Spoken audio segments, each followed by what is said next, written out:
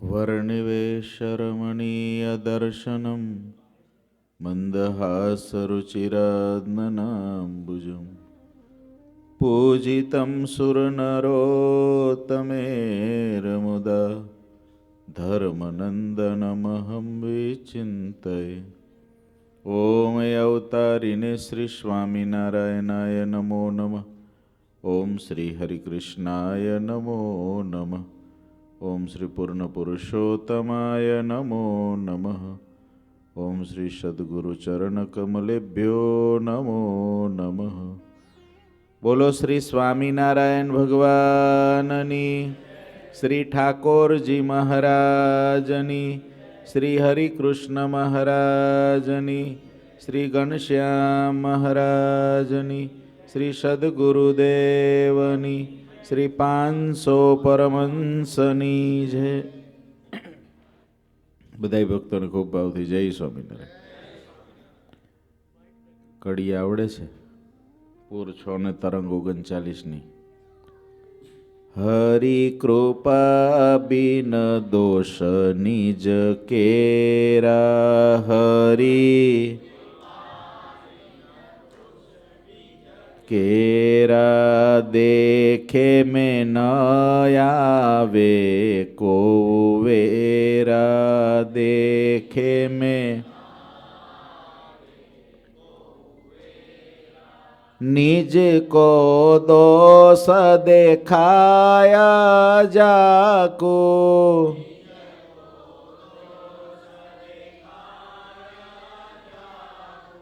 निज को दोष देखाया जाको,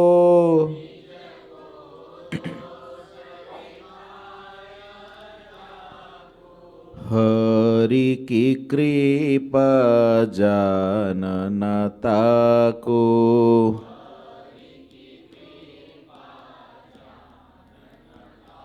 को निज को दोष जाने विन कब हो,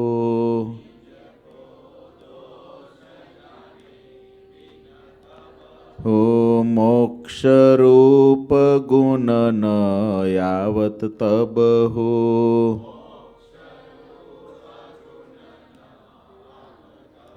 हो मोक्ष रूप गुण बिन गुण औरा, मोक्ष रूप गुण और सोहत नाही देखे को ठोरा, सोहत नाही देखे को।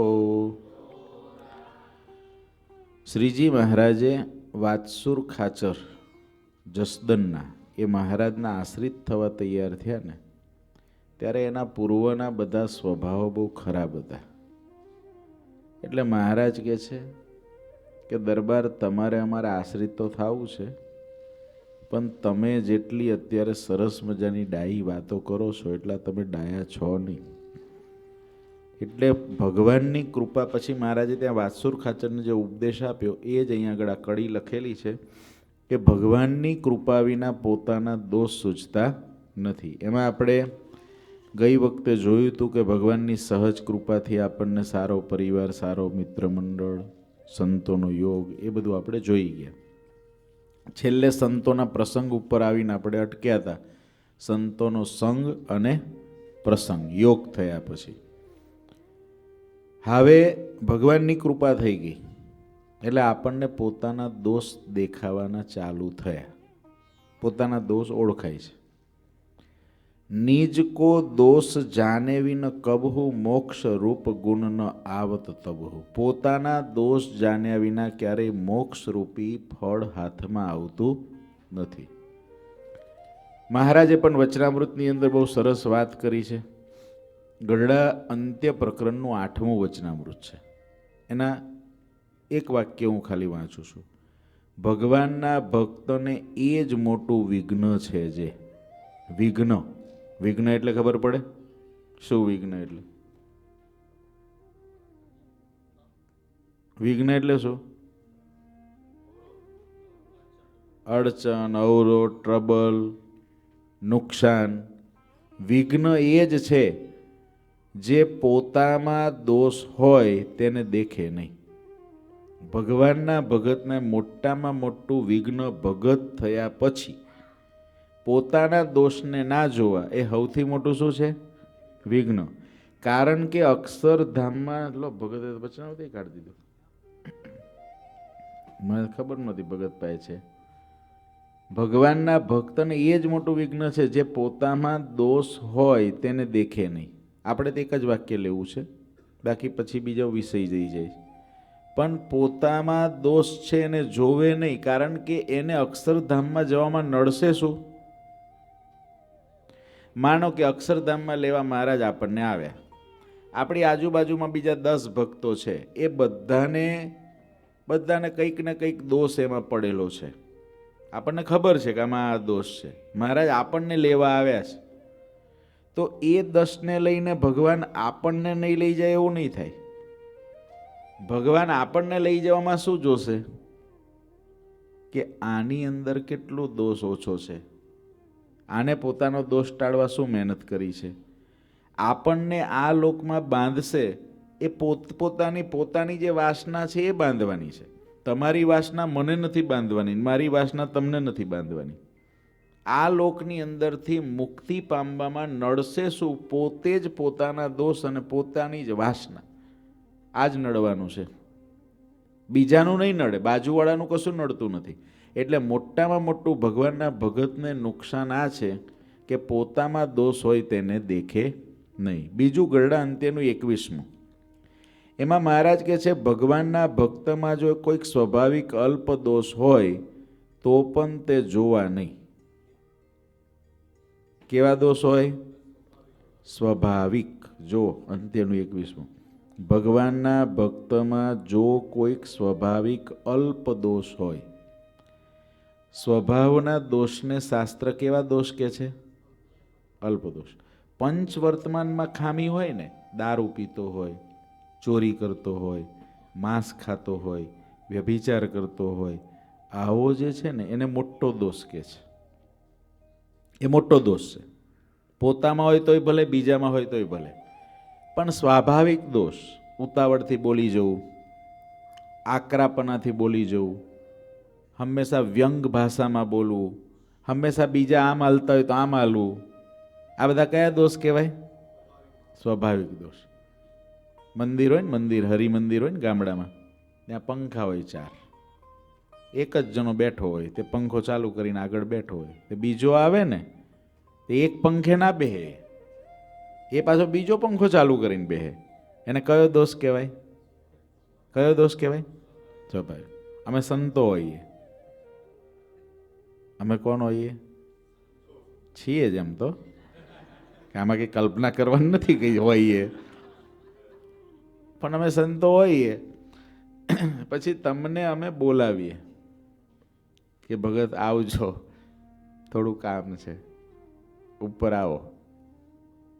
એટલે તમે ઉપર આવવાના હોય ને, તો અમે 5 સંતો હોઈએ કે 10 સંતો હોઈએ કે 2 સંતો હોઈએ, એટલે હવને ખબર હોય કયા સ્વામીએ બોલાયા છે આપણને. આ સ્વામીએ બોલાયા છે એટલે દાદર ઉતરવાનો ટાઈમ આપણો અડધો કલાક. આ સ્વામીએ જો બોલાયા છે તો 1 કલાક, આ સ્વામીએ બોલાયા છે તો 5 મિનિટ, આ સ્વામીએ બોલાયા છે તો 2 કલાક નક્કી. હવે તમે ઓછો ટાઈમ લઈને આવ્યા, 10 જ મિનિટ લઈને આવ્યા હોય, પણ હવે અમારે સવારથી કોઈ બેહવા વાળો નહોતો ને તમે જ અત્યારે મળ્યા, એ કયો દોષ છે? કયો દોષ કહેવાય યતીશ ભગત? આ ઇક્યામાં કંઈ લેવા જાઓ ને 4 કલાક કરી દે સંતો, એને કયો દોષ કહેવાય? સ્વાભાવિક દોષ. એટલે તમારો નહીં, તમે જે ઇતિહાસની વાત કરી હતી એની વાત કરું છું. તમે જે ભૂતકાળની વાત કરી ને, એ દોષ બધા કેવા છે? સ્વાભાવિક દોષ. ઘનશ્યામ દાદા જમાડવા બેઠા હોય અને મોહનથાળનું બટકું દાદા હતું ડીશમાં, આજે દાદા હતું, આ ડીશમાં મોહનથાળનું બટકું હતું. પછી સામે એક દાદા બેઠા હતા બીજા, એ દાદા, હાલો દાદાએ સ્વીકાર લીધું. એ કયો દોષ કહેવાય? સ્વાભાવિક. એમને તો પ્રેમથી લીધું કે ભાઈ પેલા દાદાને મોહનથાળ જ જોતો હતો કે સુખડી લઈને આવ્યો તો કે સુખડી તમારે ના ખાવી તો કઈ નહીં, લાવો. પણ એ દોષ કયો છે? સ્વાભાવિક દોષ. સ્વાભાવિક દોષને શાસ્ત્ર કેવા કે છે? અલ્પ. હવે અથડામણો શાની છે? આ દારૂ પીવે છે એટલે અથડામણ છે એવી છે કોઈ? મંદિરમાં કે સત્સંગ સમુદાયમાં, ત્યાગીમાં કે ગ્રહસ્થમાં જે અથડામણો છે, એકાબીજા સાથેનું ટ્યુનિંગ ના થાય. એ ટ્યુનિંગ એવું નથી કે આ ભગત માનસી પૂજા 5 નથી કરતા ને એટલે મને ના ફાવે. એક કેસ એવો બતાવો કે આ 5 ટાઈમ માનસી પૂજા નથી કરતા એટલે મને ના ફાવે. આ 15 જ મિનિટ પૂજા કરે છે ને આ ભગત એટલે મને ના ફાવે. એ દર શનિવાર નથી આવતા ને એટલે મને એને ના બને. આવું નહીં હોય. પણ જેટલા પ્રશ્નો છે એ બધા શાના છે? સ્વાભાવિક. સ્વભાવ જે ભગવાને નેચરલ દરેકને આપ્યો છે. આપ્યો છે કોને? એને કંઈ ક્રિએટ નથી કર્યો. ચાલો એને એના માતા પિતાની હેરિડિટીમાંથી આવ્યો. ક્યાંથી આવ્યો? માતા પિતામાંથી આવ્યો. આવ્યો હોય તો ત્યાંથી 2 જ છે, 2 જ માતા ને પિતા. એમાંથી જે પ્રોડક્શન થયું એટલે 2 દીકરા હોય કે 2 દીકરીઓ હોય અથવા દીકરો દીકરી હોય ને તો તમે એવું કહેશો આ એની મા પર ગયો છે. એવું તમને બહુ સાંભળવા. આ તો એના બાપ જેવો છે. સમજાયું? આ 2 છે ને એમાં કેટલી વાર પાછા પેલા પણ આમ ગર્વથી કહેતો હોય આ છે ને મારા ઉપર ગયો છે. કીધું છે કે શું તમે જિજ્ઞેશભાઈ? કોઈને કીધું છે કે તમને કોઈએ કીધું છે?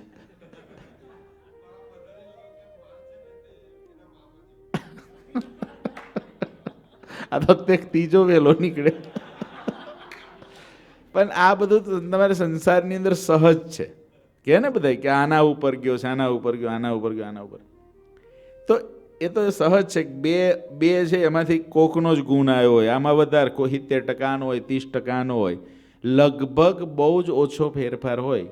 એ હેરિડિટીના ગુણ ના દેખાય એ બહુ ઓછા હોય. એ ભગવાનનો ભગત બહુ એવો હોય ને કે એને સ્વભાવને બરાબર જોઈને ટાળી નાખ્યો હોય તો જ. નહીં તો બાપ એવા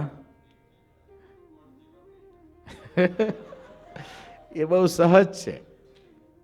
એ ગુણ ઓટોમેટિક આવી જ જાય. હવે એ બધા ગુણ વ્યક્તિને જોતા નહોતા, પણ એનો જન્મ એવા માતા પિતાને ત્યાં થયો, એવા પરિવારમાં ત્યાં થયો, એટલે અંદર બધા ગુણ કેવા આવી ગયા? સ્વાભાવિક કોને કહેવાય ખબર? નેચરલ જે આવી ગયું હોય. મૂક્યું કોને? ભગવાને. તો ભગવાને મૂક્યું એનો સ્વીકાર કરવાનો કોને હોય? ભગવાનનો જે સ્વીકાર કરે એને ભગવાનના મૂકેલાનો પણ સ્વીકાર કરવો પડે. પ્રશ્ન ક્યાં છે? આપણે ભગવાનનો સ્વીકાર કરી લઈએ છીએ પણ ભગવાનના મૂકેલાનો સ્વીકાર કરતા નથી. એ બહુ અઘરી બાબત છે, કારણ કે એમાં સહજ આપણા સ્વભાવ સાથે ઘર્ષણ છે. એટલે ભગવાનના ભક્ત, કેટલું મહારાજે અંત્યના 21માં કીધું, ભગવાનના ભક્તમાં જો કોઈક સ્વાભાવિક અલ્પ દોષ હોય, એનો અર્થ કે દોષ તો હોય જ, કંઈક સ્વાભાવિક અલ્પ દોષ હોય જ હોય, તો પણ તે જોવા નહીં. એટલે દેખાય પણ ખરા, પણ પછી શું કરી દેવાનું? આંખો બંધ કરી દેવાની. દેખાય તો ખરા પણ જોવા નહીં. જોવા નહીં એટલે એને નજર અંદાજ કરવા. કેવા કરવા? ચાલો, નજર અંદાજ આપણે કઈ જગ્યાએ કરીએ છીએ મને કહો? આપણાથી નજર અંદાજ થતું હોય એવું કંઈક ખરું?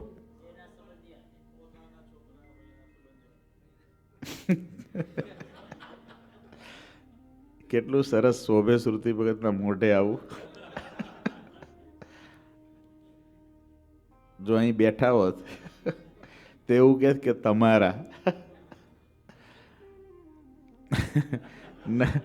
નજર અંદાજ કર્યું એને કહેવાય. જો નજર અંદાજ જીવ ક્યાં કરે? પોતાની ભૂલ થાય ત્યાં કેવું કરે? નજરઅંદાજ. કેમ ઝોકા તો કથામાં ખાતા હતા? ભાઈ સવારમાં મહાપૂજામાં 5 વાગ્યાના એ તો ઝોકું તો ચડે જ ને. નજરઅંદાજ. પોતાના દોષને શું કરે છે? નજરઅંદાજ. એને જેમાં હેત છે, દેહના સંબંધીમાં તો બરાબર, પણ દેહના સંબંધીમાં પણ પાછું બધામાં હેત અલગ અલગ ટકા હોય. એ જેમાં જેટલું હેત વધારે હોય ને એનો દોષ નજરઅંદાજ કરશે. માનો પત્નીમાં હેત જાજુ છે તો પત્નીનો દોષ નજરઅંદાજ કરશે. દીકરામાં હેત જાજુ હશે, 2 દીકરા હશે, એમાં આ દીકરો વાલો હશે ને તો આ દીકરાનો દોષ નજરઅંદાજ કરશે કે હશે આવે એ તો એવું કરે, એમાં શું છે. પણ એવું જ બીજો છોકરો કરશે ને તો 2 ચડાવી દેશે, કારણ કે એમાં હેત હજુ ઓછું છે. આ બધું નજરઅંદાજ ક્યાં થાય છે? જ્યાં મમત્વ છે, હેત છે ત્યાં. હવે ભગવાનના ભક્તના સ્વાભાવિક દોષ આપણે નજરઅંદાજ નથી કરી શકતા. એનો સીધો જ અર્થ શું છે? આપણને હેત ઓછું છે, એટલું હેત નથી. બાકી જ્યાં આગળ હેત હોય ત્યાં દોષને નજરઅંદાજ જ કરે.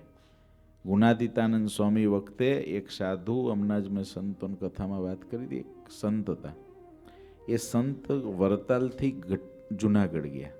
પછી ત્યાં પાલખ બાંધવી હતી, મંદિરનું કામ ચાલતું હતું, પાલખ બાંધવી હતી.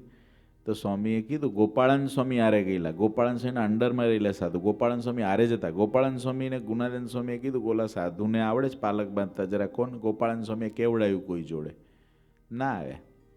ફરી કેવડાવ્યું, ના આવ્યા. ત્રીજી વખત કેવડાવ્યું તો કે ગોપાળાનંદ સ્વામીને કહી દો ને કે વારે વારે શું કરવા મોકલો છો, હું નથી આવવાનો.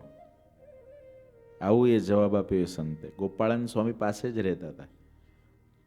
પછી ગુણાતીતાનંદ સ્વામી કીધું, સ્વામી એ સંતને આવડે છે, અત્યારે બીજો કોઈ મજૂર છે નહીં, એ આવડે છે ને બાંધી દે તો સારું.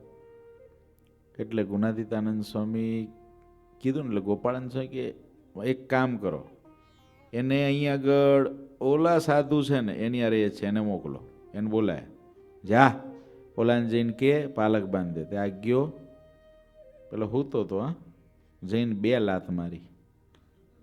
કેટલી? 2 લાત મારી અને 2 શબ્દ હલકા કીધા અને કીધું, લંગોટા ઊભો થા કે પાલક બાંધ દે. સ્વામીને ખબર નથી પડતી, સ્વામીને કડિયા ખોટા થાય. હાલ હાલ કે બાંધી દઉં છું. એને પાછું સામે કંઈક કીધું, જા ડૂચા કે હમણાં બાંધી દઉં છું. એને ડૂચા કીધા, ઓલા એ લંગોટા કીધા અને તોય પાલક બાંધી દીધી. ઓલા એ સામે કીધું ડૂચા. લખ્યું છે એમના ચરિત્રમાં, સાધુ હતા. પાલક બાંધી દીધી, પતી ગયું. પછી 2 મોટા સાધુએ વાત કરી, ઓલાએ લંગોટા કીધા, ઓલાએ ડૂચા કીધા, તોય લાત મારી, તોય કેવું લાગ્યું? વહાલું લાગ્યું. તમે જુઓ, જે ભક્તોને એકાબીજા સાથે હેત બહુ વધારે હશે, બાઈઓ બાઈઓમાં, ભાઈઓ ભાઈઓમાં, એનું કીધેલું એનો સ્વાભાવિક દોષ એટલો બધો આપણને લાગશે નહીં. પણ જેની અંદર હેત આપણને ઓછું હશે એનો સ્વાભાવિક દોષ આપણને વધારે લાગશે. સ્વાભાવિક દોષ તો હોય જ, પણ જેમાં મને હેત છે, લગાવ છે, ત્યાં મને સ્વાભાવિક દોષ અલ્પ જ લાગવાનો, કારણ કે ખરેખર અલ્પ જ છે, એ મોટો છે જ નહીં. પણ આપણને મનમેળ ઓછો હોય એટલે સ્વાભાવિક દોષ કેવો લાગે? મોટો લાગે. હમણાં છે ને આપણા લોયાધામમાં બધા ઉત્સવ પહેલા રહેતા હતા ભગવાનના ભક્તો. પછી ભક્ત ભુવનમાં રહે એટલે ને તો હું સંતોન સાથે ગામડામાંથી ક્યાંક કોન્ટેક્ટમાં આવ્યા હોય ને રહેવા આવ્યા હોય ને રહેતા હોય એટલે બધા સ્વભાવો ઝળકે. ક્યાં પ્રવીણભાઈ રહેલા તમે? કેમ સ્વભાવ જોયેલા ને તમે? તમે ઝળકાયેલો કે નહીં? તો સારું, જોયેલા ખરા તમે? નજરઅંદાજ એટલે ઝળકે. પછી હવે એમાં કોક દાદા એવા રહેતા હોય કે એ દાદાને ગાંઠિયા જોતા હોય અને બધા જ સ્વાભાવિક દોષ મોટે ભાગે પ્રગટ 2-4 જગ્યાએ થાય. એમાંની મેન જગ્યા રસોડું. ત્યાં વઘાર ગેસ ઉપર થાય અને બાકીના વઘાર માણસ ઉપર થાય. એક વઘાર ગેસ ઉપર થાય, દાળનો એક જ વઘાર ગેસ પર થાય, પણ બાકીના બધા વઘાર માથે માથે થાય. એ રસોડું એક વસ્તુ એવી છે કે તે જગ્યાએ લગભગ તમને સ્વાભાવિક દોષના દર્શન સૌથી વિશેષ થાય. તમે વિચારો, કાર્યાનીના 6ઠ્ઠા વચનામૃતમાં મહારાજે કહ્યું મત્સરનો હેતુ. મત્સર એટલે શું ખબર છે?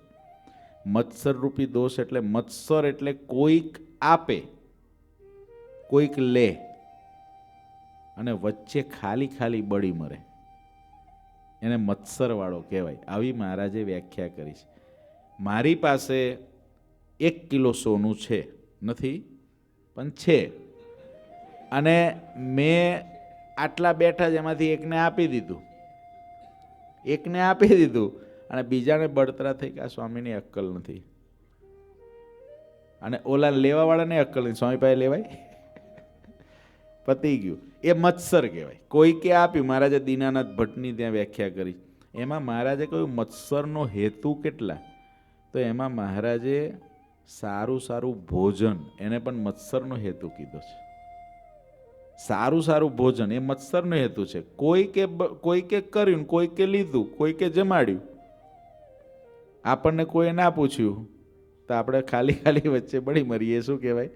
મત્સર. પણ કહેવાનો અર્થ એ છે કે સ્વાભાવિક દોષો જ્યાં વ્યવહાર પડે છે ત્યાં જોવા મળે છે. ક્યાં વ્યવહાર પડે ત્યાં. હવે મહારાજ શું કહે છે અંત્યના 21માં? જો કોઈક સ્વાભાવિક અલ્પ દોષ હોય તો પણ તે જોવા નહીં. એ દોષ જો પોતામાં હોય તો તેને ટાળ્યાનો ઉપાય કરવો.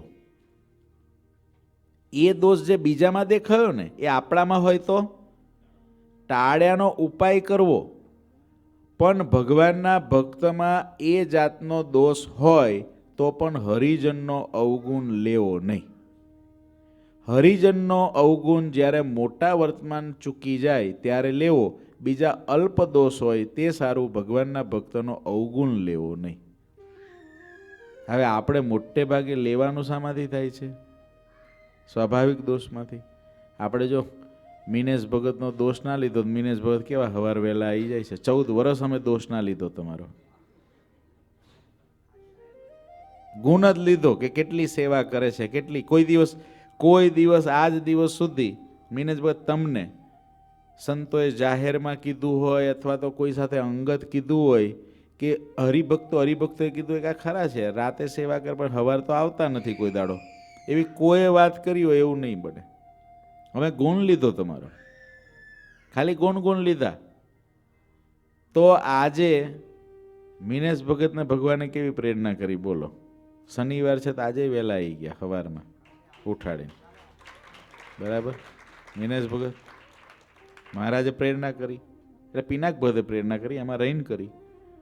પણ એ થયું સ્વાભાવિક દોષ જ હતો.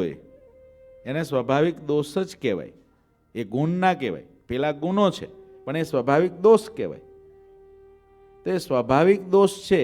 એ સ્વાભાવિક દોષ જો આપણે સર્ટિફિકેટ આપી દીધો હોય કે આવો દોષ છે તો એ દોષ કાલે ટળી જાય. એટલે સ્વાભાવિક દોષો કેવા છે? પરિવર્તનશીલ છે.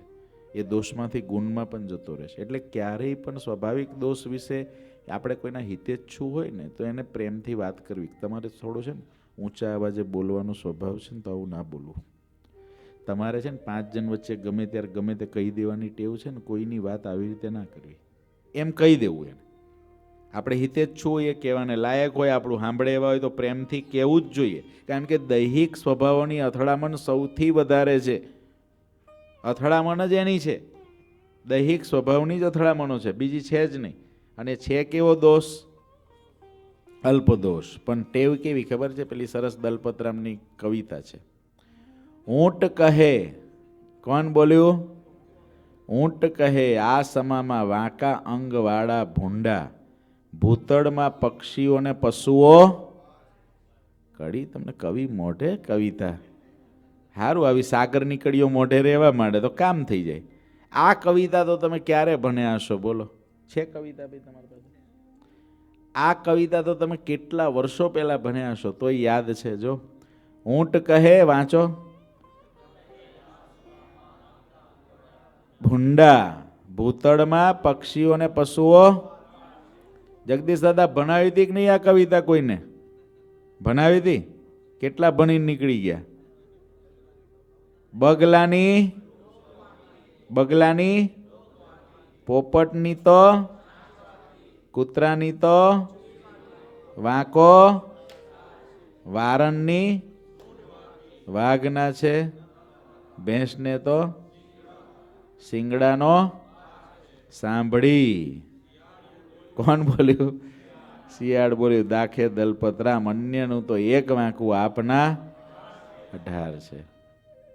સ્વાભાવિક દોષ જ્યારે કોઈના જોઈએ, આ કવિતાઓ ગુજરાતી, આના અર્થ બહુ ભારે હોય. શિયાળ બોલ્યું કે બીજાનું તો એક જ વાંકું છે, પણ તમારા કેટલા વાંકા છે? 18 વાંકા છે. એમ સ્વાભાવિક દોષ બીજાના આપણે જ્યારે ખોડીએ છીએ ત્યારે આપણી અંદર સ્વાભાવિક દોષો ભગવાને મૂકેલા છે અને આપણે પોતાનું સંશોધન કરી લેવું જોઈએ. અને મહારાજે એટલે આપણને આજ્ઞા શું કરી કે પોતામાં દોષ હોય તો એને ટાળવા મહેનત કરવી. આવી એક પાછું આશ્ચર્યની વાત શું છે ખબર? જે પોતામાં દોષ હોય ને એ જ્યારે આપણે બીજામાં જોઈએ ને તો બીજો ટાળવા મહેનત ના કરતો હોય. જેમ કે માની લો કે આપણને ડાયાબિટીસ છે. ડાયાબિટીસ છે? ડાયાબિટીસ. હવે આપણે દોષ છે, શરીરનો દોષ છે, એટલે આપણે ગળ્યું ના ખાઈએ, ડાયાબિટીસ છે એટલે. પણ આપણી સામે જ ડાયાબિટીસવાળા બીજા બેઠા હોય અને એ લાડુ સ્વાહા, મોહનથાળ સ્વાહા, જલેબી સ્વાહા, તો બધું સ્વાહા કરતા હોય તો આપણે સામે બેઠા હોય તો આપણને શું થાય? એવું થાય કે આમને ભગવાનનું ધામ કેટલું વહાલું છે, આ કેવા ભગવાનના પ્રેમી ભક્ત છે, ભગવાનના પ્રસાદનો કેટલો મહિમા છે, આમને ભગવાન કેટલા વાલા છે કે વહેલામાં વહેલું વિમાન આવે ને હું ભગવાનના ધામમાં જતો રહું, આ કેટલી તાલાવેલી છે. એવો વિચાર આવે. વિચાર શું આવે? બહુ જીબડી લાંબી છે. આપણે તો ડાયાબિટીસ તો આપણે અડતા જ નથી, પણ આમને ભાન છે કઈ? આવા કેટલી પ્રકારના સંકલ્પો વિકલ્પોને આપણે કહી શકતા પાછા કહી દઈએ, પણ એ દોષ કયો છે? એટલે મહારાજે કહ્યું પોતાનો દોષ ટાળવા મહેનત કરવી, પણ એ જ દોષ જો આપણે બીજામાં જોઈએ તો નજરઅંદાજ, એની ઉપર વજન જ નહીં આપવાનું. કારણ કે એક સહજ સ્વભાવ છે, જે હું કરતો હોઉં ને એ તમે ના કરતા હો અને મારી સાથે રહેતા હો એટલે એનો દોષ સૌથી વિશેષ આવે, સૌથી વધારે આવે. માનો કે હું ઉપવાસ કરું છું, તમે ઉપવાસ નથી કરતા, રહો છો મારી સાથે, એટલે મને સૌથી પહેલો દોષ એ આવે કે આ શું ખાવા માટે આવ્યા છે, ઉપવાસ ના કરવો જોઈએ. એટલે ગુણાતીતાનંદ સ્વામીએ મુક્તાનંદ સ્વામીની કરેલી વાત છે, સ્વામીશ્રીની કરેલી વાત. સ્વામીશ્રી જે સંતો નવા થતા ને એને કહેતા કે જો સંતો આપણે કંઈક કરતા હોય અને કોઈ સંતો એ સમયે સૂતા હોય તો આપણે એવું વિચારવું કે આ બધા મારે બાકી છે. જો તમે એવું વિચાર્યું કે આ હોવા આવ્યા છે, પેટ ભરાશે, જમવા માટે આવ્યા છે, તો એ દોષ તમારી અંદર આવી ગયો, તમે કર્યું એ બધું વ્યર્થ થઈ ગયું. એટલે શાસ્ત્રોનું બહુ જ વજન છે કે ક્યારેય પણ સ્વાભાવિક ભગવાનના ભક્તોના દોષ જોઈને ક્યારેય દોષ લેવો નહીં. અને એ પછી આપણને પ્રેક્ટિસ તો છે જ, દેહના સંબંધોના સ્વાભાવિક દોષ લઈને આપણે દોષ નથી લેતા, દોષ જાણીએ છીએ ખરા, પણ આપણે કંઈ પણ થાય, કોઈ બહારથી મહેમાન આવ્યો એને ખબર ના હોય કે આપણા ઘરવાળા બહુ આકરા છે એમ, બરાબર. હવે પહેલી વાર મહેમાન આવ્યો હોય એને બહુ અનુભવ ન હોય ને પછી અનુભવ થયો કે આના ઘરવાળા ગરમ છે, પછી તમને કે તમારા ઘરવાળા બહુ ગરમ, એ તો એને સહજ સ્વભાવ એવો છે, એને આપણે લઈ લીધું ને સહજ રીતે. છોકરો ધમાલી હોય, ના ખબર હોય કોઈને, પણ પછી સમાજ વચ્ચે ગયો બહુ ધમાલ કરે આપણે શું કહે, એને દોડાદોડી કરવાની એટલી ટેવ છે, રહ્યો જવા દો ને, અમારે ઘેરે આવું જ કરે છે.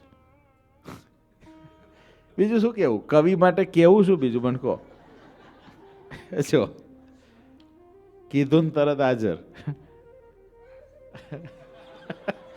કોણ કોને હાચવે છે એ જ ખબર નથી. કોણ કોને હાચવે છે?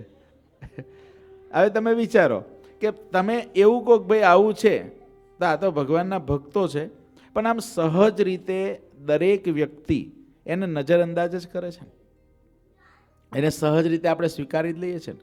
એમ જ્યારે હેત થાય ને ત્યારે સહજ રીતે સ્વીકાર લેવાય. આપણા કેશવ ભગત કરીને એક પાર્ષદ થઈ ગયા જૂનાગઢમાં. એ કેશવ ભગતને એક ટાઈમ જમવાનો નિયમ હતો, એક ટાણું જમવું. હવે કેશવ ભગત એક દિવસ એના કોઈ મિત્ર સાધુ હશે, એ કે હાલો ને હવે અમારે ભેગા ખીચડી જમવા.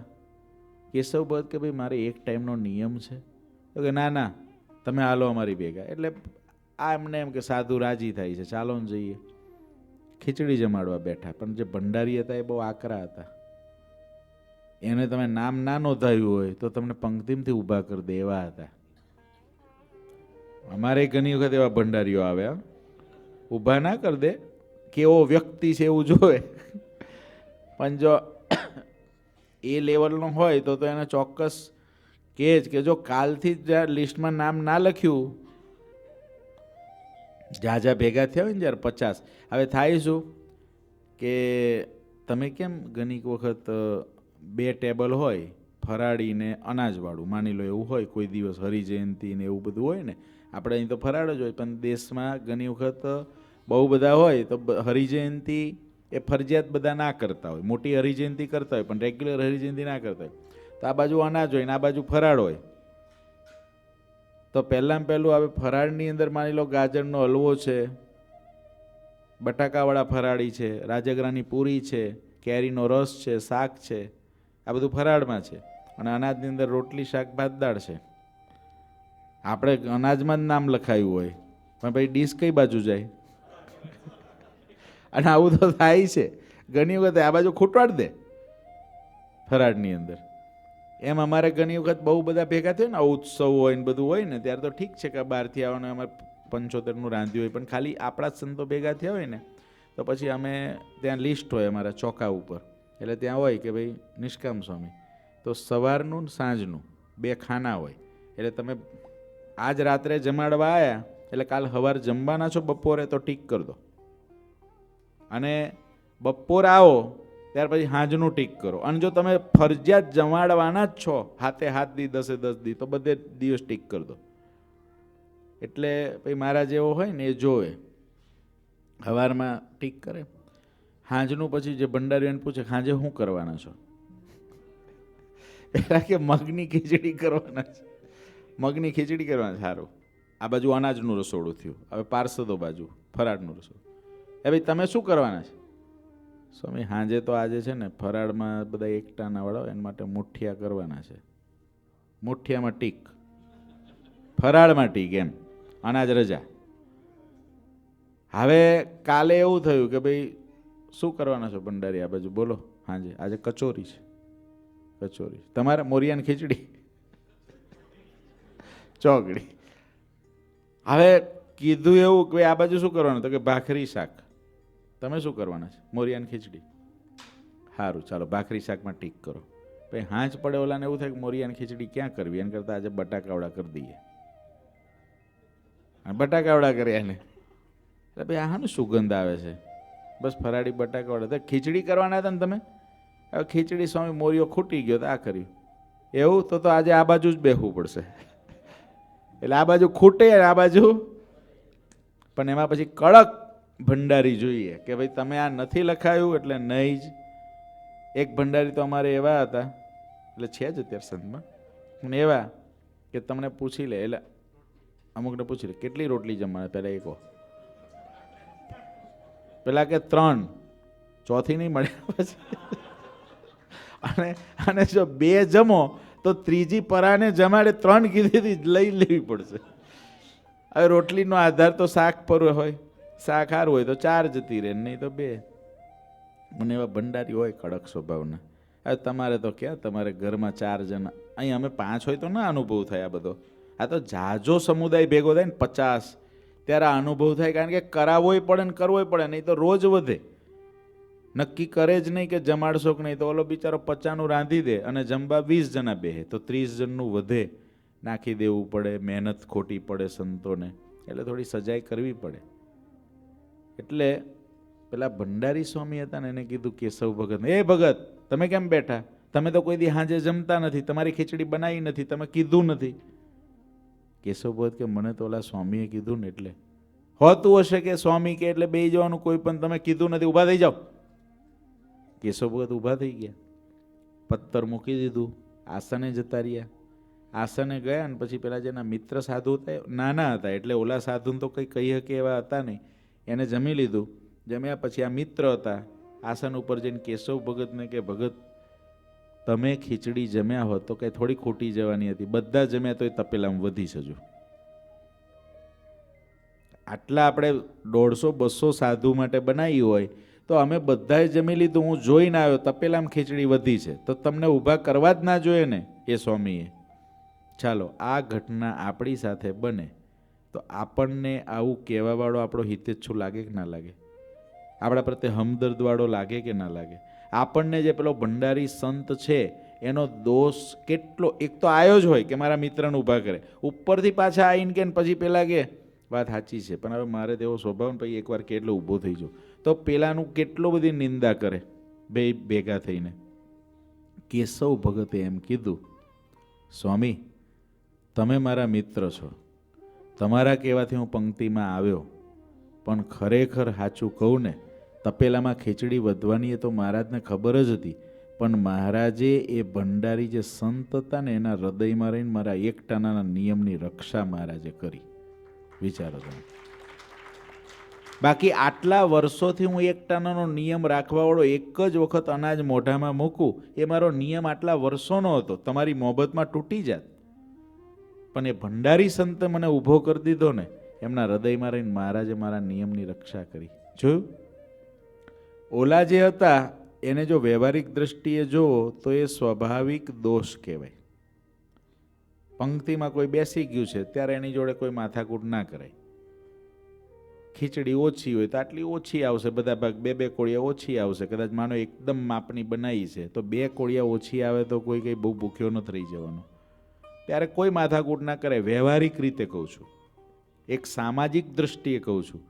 પણ છતાંય એમને અવિવેક કર્યો. પણ ઓલા જે હતા આ સ્વાભાવિક દોષ છે.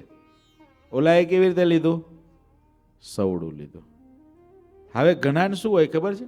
આ કથામાંથી શું નક્કી કરે ખબર? એ એનો સ્વભાવ સુધારે નહીં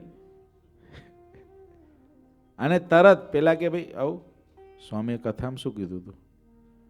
આ તો મારો સ્વાભાવિક દોષ કહેવાય, તમારે સહન કરવો જ જોઈએ. એવું ના હોય. પાછું મહારાજે શું કહ્યું? બીજાનો સહન કરવો પણ પોતાનો તો ટાળવો, એનો ઉપાય કરો. ઘણી વખત વાતોમાંથી ઊંધું પકડી લે. પોતાનો ટાળવાની જગ્યાએ એમ વિચારે કે તમારે સહન કરવો જ જોઈએ, અવગુણ લેવો જ ના જોઈએ, મારો દોષ જોવો જ ના જોઈએ. કથા આટલી સ્વામી કરી કરીને મરી ગયા. જીવતા હોય તોય માર નાખે એમને, તોય તમે સુધર્યા નહીં. એવું નહીં. પોતામાં હોય તો ટાળવાની મહેનત કરવી અને બીજામાં હોય તો એને નજરઅંદાજ કરવો, પ્રેમથી વાત કહેવા માટે પ્રયત્ન કરવો. જો હજુ મહારાજ ગરડા પ્રથમ પ્રકરણનું 78મું વચનામૃત છે એમાં કહે છે, પણ એ વાત બહુ સરસ છે. પણ એના નીચે ગરડા પ્રથમનું 24મું, જ્યારે કોઈ હરિભક્તનો દોષ નજરમાં આવે, શું આવે? ક્યાં આવે? નજરમાં આવે છે કે નથી આવતો તમને? અમારો એ આવે તો તમારો કેમ ન છોડો? જ્યારે કોઈ હરિભક્તનો દોષ નજરમાં આવે, રોનક ભગત તમને હમણાં નહીં આવે, તમને હમણાં નહીં આવે, કારણ કે તમે હાઈવે પર અત્યારે એક્ઝિટ લઈને ચડેલી ગાડી છો, નવી ગાડી. સમજાયું તમને? પછી તમે 10 વીક થશે, 15 વીક થશે, 20 વીક થશે, 25-50 વીક થશે ને એટલે પછી તમે ઓળખતા થઈ જશો, ઓહો હું તો એવું જાણતો હતો કે આ ભગત તો બહુ ડાયા છે, પણ એવું તો. કારણ કે પછી શું થાય? બધા સાથે બેસવા ઉઠવાનું થાય ને, મળવાનું થાય. એટલે હંમેશા સ્ટાર્ટિંગ બધાનું એવું જ હોય છે કે ઓહો ઓહો ઓહો ઓહો, એટલે જ સ્ટાર્ટ થયો હોય. એટલે ભાઈ બંધ ના થઈ જતા, રાખજો જ. પણ એક સહજ સ્વાભાવિક છે કે કોઈ વ્યક્તિ આપણા પરિચયમાં વિશેષ આવે એટલે આપણને એના દોષની દ્રષ્ટિકોણ અને ગુણનો દ્રષ્ટિકોણ બેય વધે. જ્યાં સુધી આપણે ખાલી પ્લેનમાં ભેગા થયા હોય કોઈને, તો પ્લેનમાં કોઈ આપણી બાજુમાં બેઠા બેઠા સરસ મજાની વાતો કરે, ક્યાં ગામના છો, મારે આટલા ખેતર છે, મારે આટલે મારી દીકરી અહીં રહે, દીકરો અહીં રહે. અરે એર ઇન્ડિયામાં તો વાત જવા દો. એર ઇન્ડિયામાં બેઠા કે અમુક અમુક પ્લેનોમાં બેઠા એટલે સંતો માટે તો મોટા મોટી પરીક્ષા હોય. આજુબાજુની અંદર બધા જ ન્યૂઝ રિલીઝ જ થયા કરે, એટલે કાનની અંદર ઓલું આ ઇયરબડ્સ કે પછી પેલું નાખીને જ બેસવું પડે. અને એની અંદર એ જો બાઈઓની સીટો આવી ગઈ ક્યાંક આગળ પાછળ તો પતી ગયું. એટલી બધી વાતો, એટલી બધી વાતો. હારી વાતો જ ખૂટે નહીં. બોલો, છોકરા રડે છોકરાનો અવાજ દબાઈ દે, એટલી વાતો. હવે એકાબીજા જોડે એટલા બધા આમ ક્યાં સ્ટેટના ક્યાં રહો છો ને હું રહો છો, બધા વાતો કરતાં કરતાં કરે. એટલી બધી મજા આવે એ લોકોને. અમદાવાદ ઉતરતા સુધીમાં એટલી બધી મજા આવે. હાવ અજાના હોય, બહુ મજા આવે. પણ પછી જો વધારે પરિચય થાય, વધારે એકાબીજાને પહેલી વાર મળવા જાય, ઓ આ પ્લેનમાં ભેગા થયા હતા, અમારું અહીંયા જ ઘર છે, અમદાવાદ આવજો, અહીંયા અમારું ગામ છે, આવજો. એ થોડા દાડા ચાલે, પછી જેમ જેમ વધારે ભેગા થાય એટલે શું આવતો જાય? સ્વાભાવિક દોષ. એમ સત્સંગની અંદર પણ એવું જ છે. જે હરિભક્તો મંદિરમાં ઓછા આવતા હશે ને, અને જે સંતો પાસે ઓછી સેવા કરતા હશે ને મંદિરમાં ઓછી સેવા કરતા હશે ને, એને સ્વાભાવિક દોષ ઓછા દેખાતા હશે. અને જે લોકો ઝાઝા આવતા હશે ને ઝાઝા ભેગા થતા હશે એને સ્વાભાવિક દોષ, એનો અર્થ કે ઝાઝું ભેગું થવાનું નહીં, ભીડામાં જ પકાય. એટલે છે ને દાનાથી દાનો ઘસાય ને એટલે સરસ. આ માળાને ગુરુજી નહીં ઘણી વખત કહેતા, પેલી માળાને ચમકાવા કે પહેલાં એવો ટ્રેડ હતો, માળા ચમકી લે એટલે એમ લાગે કે સ્વામીએ બહુ માળા ફેરવી છે, માળા ચમકતી હોય. પણ એ ડાંગર, એક કોથળીમાં ડાંગર વચ્ચે માળાના મનકા નાખીને પછી એને ઘસે બરાબર. એટલે એટલા બધા ઘસે, એટલી બધી ઘસે ને માળા આમ આમ મૂકો તો અંદરથી આમ તમને તેજના ફુવારા છૂટે એવી દેખાય. એ લાગે સ્વામી તો રોજ 500 માળા ફેરવતા હશે. પેલા વચ્ચે એવું હતું કે બરાબર ઘસે ને તો માળા ચમકતી દેખાય. એમ છે ને, આ દાનાથી દાનો ઘસાય. જેટલા ભીડામાં રહેવાનું ચાલુ કરો ને, સત્સંગને મધ્ય જેટલા વધુ ને વધુ ઊંડા જાઓ ને, એમ સ્વભાવને શું થાય? ઘસારો થાય. અને એટલો દાનામાં શું આવે? ચમક આવે, સાચી ચમક આવે. સાચી ચમક આવે. અને આપણે સાચા ભગવાનના ભક્ત બનીએ. એના ઉપરથી ખબર પડે. જો જ્યારે કોઈ હરિભક્તનો દોષ નજરમાં આવે ત્યારે એમ સમજવું છે, આનો સ્વભાવ તો સત્સંગમાં ન ઘટે એવો છે. આનો સ્વભાવ સત્સંગમાં ન ઘટે એવો છે એટલે ચાલે એવો નથી. તોય પણ એને જો સત્સંગ મળ્યો છે એટલે જ બેઠો છે, અને એ જો જેવો તેવો છે તોય પણ સત્સંગમાં પડ્યો છે, તો એનો પૂર્વજન્મનો અથવા આ જન્મનો સંસ્કાર ભારે છે, તો આવો સત્સંગ મળ્યો છે એમ સમજીને તેનો પણ, શબ્દ વાંચો તો, ગુણ તો લેવો, પણ કેટલો લેવો? અતિશય. શ્રીજી મહારાજનો દ્રષ્ટિકોણ જુઓ તમે. આનો સ્વભાવ સત્સંગ, જેમ હમણાં કીધું ને કે રોનક ભગત જેમ આવતા જશે એમ એને બધાના સ્વભાવની ખબર પડતી જશે, એમ રોનક ભગત તમારા સ્વભાવની બધાને ખબર પડતી જશે. કારણ કે તમે જેમ નજીક આવો એમ તમારો જે સ્વભાવ હશે નેચરલી એ પણ ખબર પડશે. મીઠો હશે તો મીઠો, કડવો હશે તો કડવો, તીખો હશે તો તીખો, એ સ્વભાવ પણ ખબર પડે. અને સામેવાળાનો સ્વભાવ પણ ખબર પડે. પણ ભગવાનના ભક્તનો જ્યારે સ્વભાવ જોઈએ, દોષ જોઈએ ને, ત્યારે આપણને લાગે આ સત્સંગમાં ચાલે એવો નથી, તોય એને સત્સંગ મળ્યો છે. તો એવું સમજવું કે એનો પૂર્વનો સંસ્કાર ભારે છે એમ સમજીને એનો અતિશય ગુણ લેવો. એનો અર્થ એ થાય છે, શ્રીજી મહારાજ આ બધા દ્રષ્ટિકોણથી સમજાવે છે એટલી જ વાત કે દોષ દેખાય ત્યારે અતિશય ગુણ લેવાની ચાલુ કરો. દોષ દેખાય એટલે એનો અતિશય ગુણ લેવો. અને એનો અતિશય ગુણ ક્યારે લેવાશે ખબર છે? એમાં જે સારી વાતો હશે એને આપણે નિરખી હશે, જોઈ હશે, તો જ એનો અતિશય ગુણ લેવાશે. એને આપણે જે તે સમયે જો આપણા હૃદયમાં નહીં કર્યું હોય તો એનો ગુણ લેવાશે નહીં. એટલે શ્રીજી મહારાજે આ રસ્તો બતાવ્યો કે અતિશય ગુણ લેવો. નિજ કો દોષ જાને વિન કબહુ, મોક્ષ રૂપ ગુણ ન આવત તબહુ, મોક્ષ રૂપ ગુણ બિન ગુણ ઓરા, સોહત નાહી દેખે કો ઠોરા. જો શુદ્ધિકરણનું અંતિમ સમીકરણ સંતની કૃપા, નિત્ય કથા વાર્તા અને દોષ જોવાનો પ્રયત્ન. સંતની કૃપા એ તો થઈ ગઈ. બીજું નિત્ય કથા વાર્તા. નિત્ય શું જોઈએ? નિત્ય કથા વાર્તા જોઈએ. નિત્ય કથા વાર્તા ના હોય તો દોષ ના સૂજે. આપણા એક ભક્ત છે, આ સભામાં હશે, એમને એક અહીં સેવા મંદિરમાં કરી હતી. મંદિરમાં એમણે સહજ રીતે ભગવાનને રાજી કરવા માટે સેવા કરી. મંદિર તરફથી લખવામાં કંઈક ભૂલ થઈ, કારણ કે જે કંઈ મેસેજ મળ્યા તો એવું આવ્યું કે ભાઈ એમના રિલેટિવ્સના કોઈ સંદર્ભમાં એમને આ વસ્તુ લખાઈ છે. એટલે એમને જોતા હોય કે આ રીતે લખાયેલું છે, એટલે એમને કેવડાવ્યું કે આપણે કોઈ રિલેટિવ્સના સંદર્ભમાં નથી લખાયું, ભગવાનને રાજી કરવા લખાયું છે. સંતો સુધી મેસેજ આવ્યા. પણ એમને શુક્રવારની મારી કથા સાંભળી, એટલે ગઈકાલની છે, ગઈકાલે શુક્રવાર હતો, ગઈકાલની જ કથા સાંભળી. એમાં આવ્યું કે ભગવાન કરે છે, કરવા દે છે, કરાવે છે, આવી બધી વાતો આવી હતી કરતાપણાની, ભગવાનની ઈચ્છાથી બધું થાય છે. તો એમને એ વાત તો કેવડાવી કે ભાઈ આ વસ્તુ આવી રીતે છે, તો એને આવી રીતે હતું, બીજું કાંઈ નહોતું. પણ એમને એવું થયું, એટલે માનો કે એમને એક સેવા કરી હોય તો સેવા એમને એવી રીતે કરી કે આ સેવા હું મારા દીકરાના બર્થડે નિમિત્તે કરું છું. પણ ખરેખર બર્થડે નિમિત્તે કરી જ નહોતી, એમને રાજીપાર્થે કરી હતી. તો એમને પહેલાં સંકલ્પ થયો કે આ તો આના માટે છે, ખાલી સંતોને જાણ કરો, જે લખાયું એ કંઈ વાંધો નથી. પણ તરત એ કથા સાંભળી, પેલું તો મેસેજ મૂક્યો જ તો મને, પણ તરત એ કથા સાંભળી. કથા સાંભળ્યા પછી ફરી સંકલ્પ કર્યો કે ભલે સંતોએ આ લખાયું છે સંતો દ્વારા કે છોકરાના બર્થડે નિમિત્તે કે જે બર્થડે જે કંઈ એમનું નિમિત્ત હતું એ નિમિત્તે લખાયું છે, આપણે નિમિત્ત નહોતું લખાયું પણ નિમિત્તે લખાયું છે, તો સંતોએ લખ્યું એટલે ભગવાને લખ્યું. અને મારો સંકલ્પ તો જુદો હતો કે ભગવાનને રાજી કરવા કરું છું, એટલે હું ફરીથી ભગવાનને રાજી કરવા માટે એટલી ને એટલી સેવા ફરી કરીશ. એ શુક્રવારની કથા સાંભળીને અમને નક્કી કર્યું. પછી મને સમાચાર આવ્યા એટલે મેં તરત સામે કેવડાવ્યું કે એવું નથી કરવું, તમે જે સંકલ્પ કર્યો છે એ જ કાર્ય થાય છે, એમાં એવું કરવાની જરૂર નથી. એમની પરિસ્થિતિ બધું જોઈને મને એમ વિચાર આવ્યો, મેં સામે મૂક્યું, પછી એમને સ્વીકાર્યું. પણ મારો કહેવાનો અર્થ એમને રોજ કથા સાંભળવાનો નિયમ હશે તો વિચાર આવ્યો.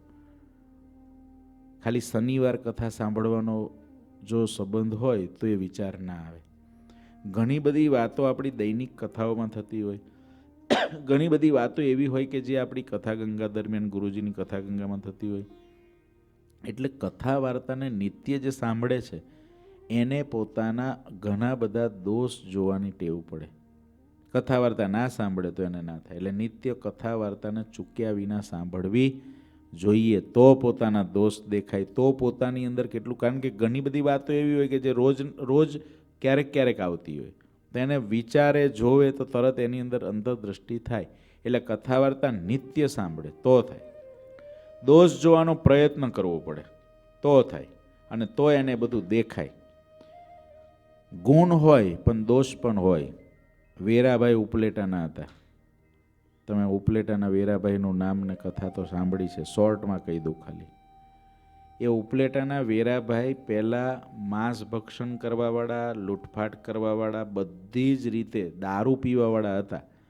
પણ નથુ બારૈયા ઉપલેટાના હતા, એને ત્યાં સંતો ગયેલા, અને સંતોની કથા વાર્તા સાંભળીને ઉપલેટાના વેરાભાઈ સત્સંગમાં આવ્યા. સત્સંગમાં આવ્યા, સત્સંગની વાતો સાંભળે, પોતાના પરિવારમાં પણ સત્સંગ થયો, મહારાજને રાજી કરવા માટે ઉત્સવ સમયમાં જાય, અને પોતે પહેલેથી ખૂંખાર હતા. એટલે એને પછી કઈ ડ્યુટી સાંભળવા આપે મહારાજ ખબર છે? ચોકીદાર. ચોકી પહેરો કરવા બેસવાનું. કોઈ પણ ઉત્સવ સમય હોય તો ચોકી પહેરો કરવા માટે બેસે. એમાં વેરાભાઈ આવી સેવા બહુ કરતા. એમાં મહારાજે પછી એમની પરીક્ષા કરવા માટે એવું કર્યું કે કુટુંબ પરિવારની અંદર 22નો પરિવાર હતો, એમાંથી એકને મહારાજ બીમાર કરે. એક બીમાર થાય, ધામમાં જાય, એનો અગ્નિ સંસ્કાર કરે, ત્યાં બીજાનો ખાટલો તૈયાર થાય, એની વરસદાળો સેવા કરે, એનો અગ્નિ સંસ્કાર કરે, ત્યાં ત્રીજાનો ખાટલો થાય, એનો અગ્નિ સંસ્કાર કરે, ત્યાં ચોથાનો ખાટલો થાય. આવી રીતે એમના પરિવારમાં 22 વ્યક્તિઓનું મૃત્યુ થયું. અને કોન્સ્ટન્ટ ચાલી, હા, એવું નહીં કે અટક્યું. શ્રીજી મહારાજે પોતાના પરિવાર આખો ખલાસ થઈ ગયો. શ્રીજી મહારાજે વેરાભાઈને પૂછ્યું, વેરાભાઈ તમારા પરિવારમાં આવું થયું, તમને કંઈ થયું નહીં? વેરાભાઈ કે મહારાજ મને શું થાય, તમારી ઈચ્છા. સત્સંગ આટલો પાકો કરેલો. પછી ગરીબી બહુ આવી ગઈ, કારણ કે આ બધું દવાખાનાના ખર્ચામાં વેરાભાઈ બહુ ગરીબ થઈ ગયા, પોતાની પરિસ્થિતિ રહી નહીં. બધા જ ધામમાં જતા રહ્યા પરિવારના. વેરાભાઈને થયું કે હવે સંસારમાં રહીને કામે શું છે. મહારાજ પાસે જે કંઈ થોડું ઘણું ગાયો ભેંસો કંઈક થોડું હતું એ બધું વેચીને પૈસા લઈને મહારાજ પાસે જતા રહ્યા. મહારાજ તમારી સેવામાં આવ્યો છું. મહારાજ કે બોલો શું કરીએ. વેરાભાઈ કે મહારાજ બસ તમારી સેવામાં રાખો, આ સંતો રહે છે એમ. મહારાજે એને સાધુ કર્યા અને પરમાનંદ સ્વામી નામ પાડ્યું. પરમાનંદ સ્વામી સાધુ કરી દીધા. 22 જણ સત્સંગ કર્યા પછી અચાનક ધામમાં જાય અને તોય ભગવાનમાંથી નિષ્ઠા ના ડગે, એ કેટલો બધો એને પાકો નિશ્ચય કહેવાય. પોતે બધું છોડીને સાધુ થઈ ગયા તો એને કેટલો પાકો નિશ્ચય કહેવાય. પણ પોતે ક્ષત્રિય પ્રકૃતિના હતા. ખોખરાની અંદર લોલંગર બાવાઓ આવ્યા અને એને મહારાજ ઉપર હુમલો કર્યો, સંતો ઉપર હુમલો કર્યો. આપણા પાર્ષદો લડતા હતા એ લોકો સામે. ત્યાં પરમાનંદ સ્વામી તો માળા કરતા હતા, પણ એમને 12 અવાજ સાંભળ્યો, મારો, કાપો, અને બધું પૂર્વનું કરેલું જ હતું. એટલે એમને એમ થયું કે આમાં મારી જરૂર પડશે. તે કૂદી પડ્યા દિલીપભાઈ. દિલીપભાઈને કર્યા હોય તો થઈ જાય. આવું જ થાય દિલીપભાઈ. અને ગયા સીધા તલવાર, એક કટાઈ ગયેલી તલવાર હતી ને એ હાથમાં લીધી અને એ લઈને વીંજવા માંડ્યા સાધુના કપડામાં. પરમાનંદ સ્વામી તે કોક પેલો સામે એવો ઝાટક વાળો છે ને, ઝાટક માર્યો તો કાન કપાઈ ગયો. પરમાનંદ સ્વામીનો કાન જ કપાઈ ગયો. પણ ક્ષત્રિય પ્રકૃતિના હતા. આપણે તે નખ જો હરખો થયો હોય તો આમ કરીએ, આમ કરીએ. આ તો ક્ષત્રિય પ્રકૃતિ. કાન કપાઈ ગયો તો એ લડ્યા, કેટલાને પાડી દીધા. અને પછી થોડી વાર થઈ, બધું શાંત થઈ ગયું. પછી પરમાનંદ સ્વામીને ખ્યાલ આવ્યો કે હું તો સાધુ છું, આ તો થવાનું થઈ ગયું. હવે બધું થાય પણ કાન થોડો પાછો આવે.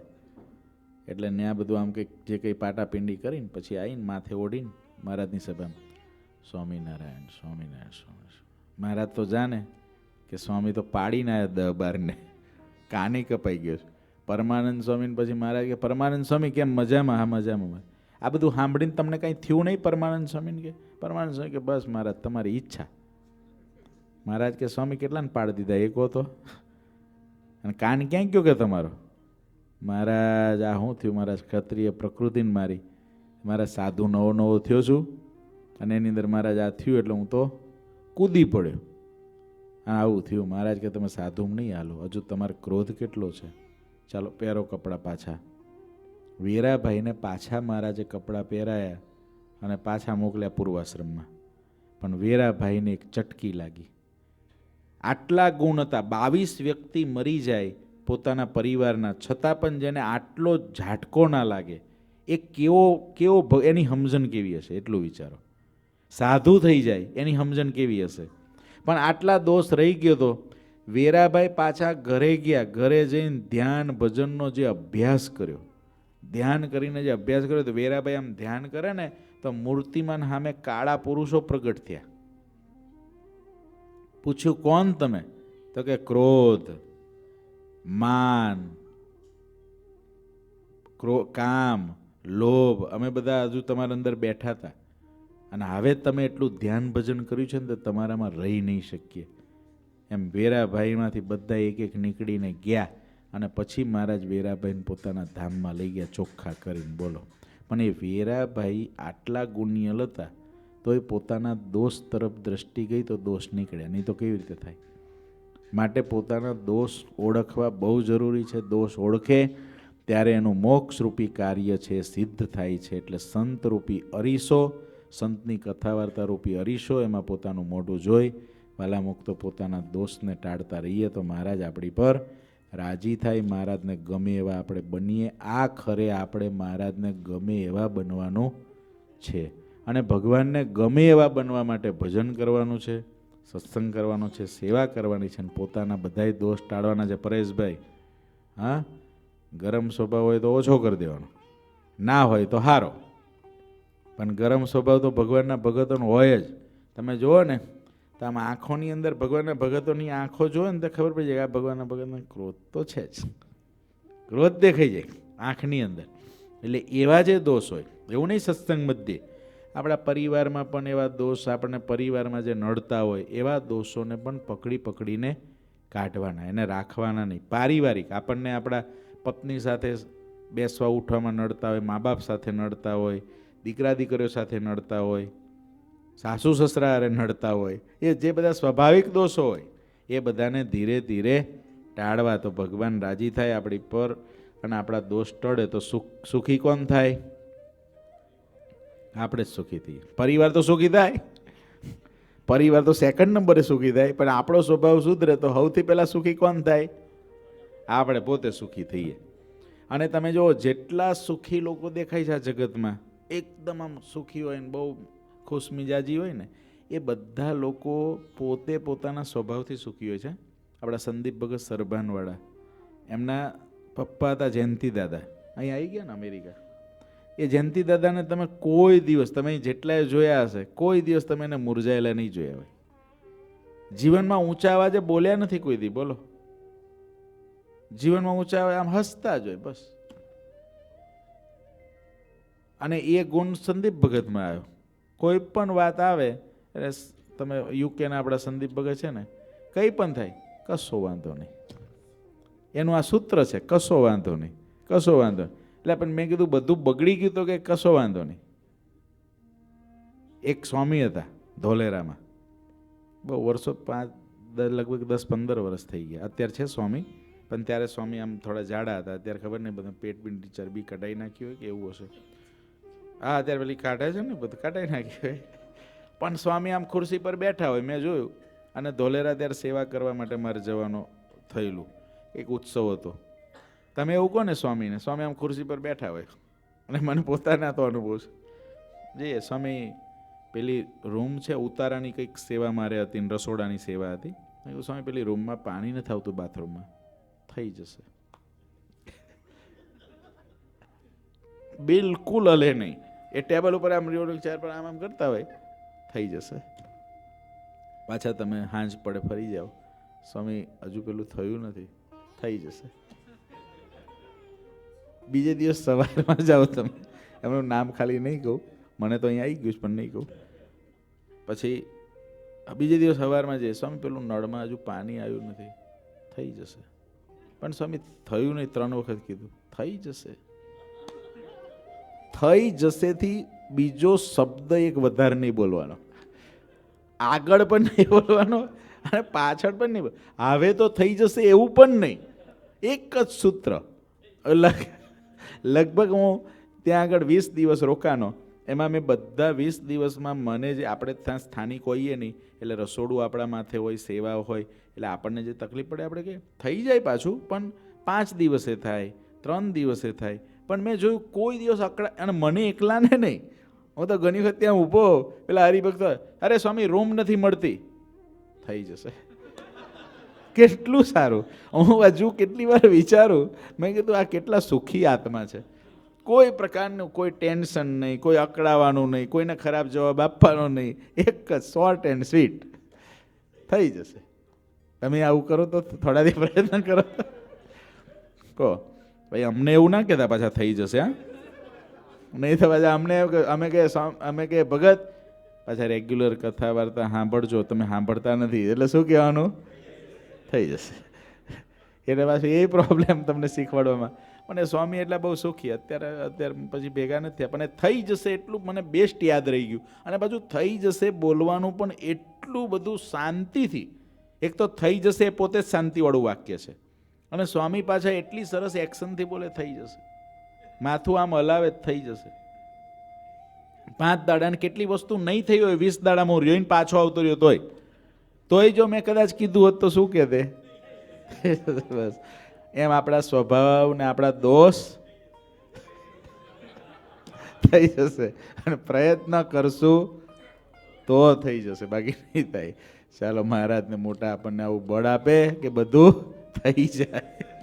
ઠાકોરજી મહારાજની જય. શ્રીપતિમ શ્રીધરમ સર્વદેવેશ્વરમ ભક્તિ ધર્માત વાસુદેવમ હરે માધવમ કેશવમ કામદમ કારણમ સ્વામિનારાયણમ નીલકંઠમ ભજે ઘનશ્યામ મહારાજ.